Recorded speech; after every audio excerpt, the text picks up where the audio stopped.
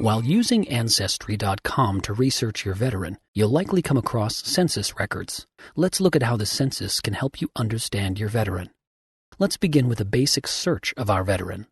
His name is Frank Savina, and we know he was born in 1922. We can also include West Virginia as a possible location, since he has a burial record at Pruntytown.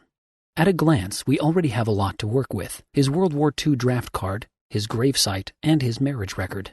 Let's open the 1930 census record to see what we can learn about Frank.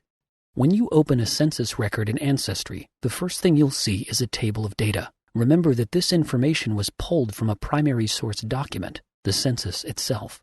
By clicking on the image to the left, you can view the original census page. It's important that you look at the primary source document sometimes, as the transcription software is not always accurate.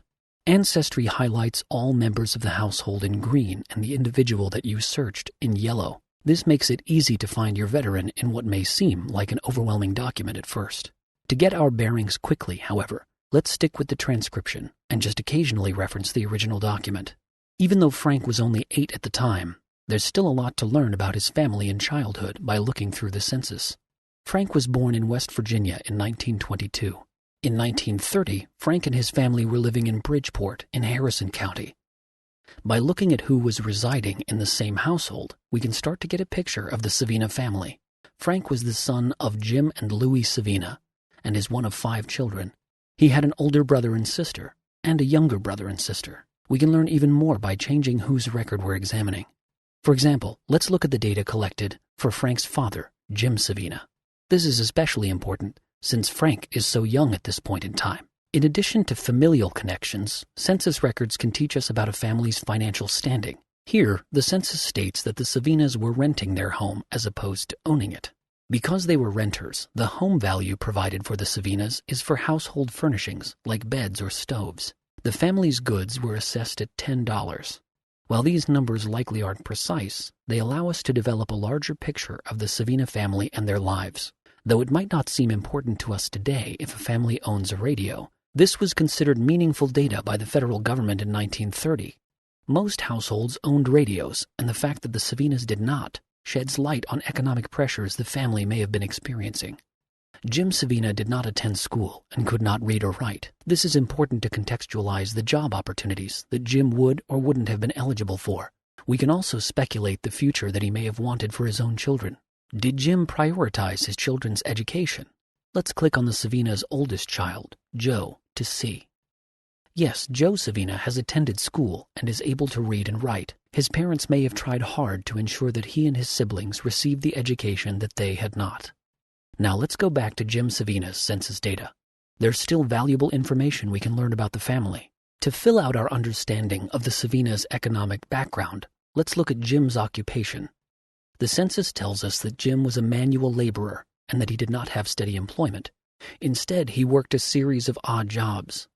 At the time that the information was gathered, Jim was between jobs and listed as having no employment. Consider the historic context of this information. In 1930, the Great Depression was already impacting working-class Americans as jobs became more and more scarce. Could the Great Depression have added to the Savina's financial struggles? It may help us understand why Jim was only able to find odd jobs.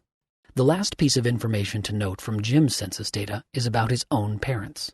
Jim's father was born in Germany and his mother in Italy. That makes Jim a first-generation German-Italian-American, and Frank, our veteran, a second-generation American. Now let's take a quick look at Frank's mother to see if we can learn anything new from her census data. Right away, there's important information. Though her name was transcribed as Louis, an Ancestry user has corrected this to reflect her actual name, Lovey. This user also included Lovey's maiden name, Weinmiller. This is another reason it's important to look at the original document yourself and review what is written versus what has been transcribed. Lovey was considered a homemaker, meaning that she wasn't employed outside the home. Frank would have grown up with his mother in the home, taking care of the household and his siblings full-time. Lovey was married for the first time at age 14, and she did not attend school. Like her husband, she was also illiterate. Getting married so young meant that Lovey's adolescence and teenage years were spent taking care of and raising her own family, rather than attending school or pursuing a career. So, What have we learned about our veteran from this single census? Frank was one of 5 children. His father was a first-generation German-Italian-American laborer who struggled to find steady employment at the beginning of the Great Depression. His mother had married young and worked full-time as a homemaker to care for and raise her family.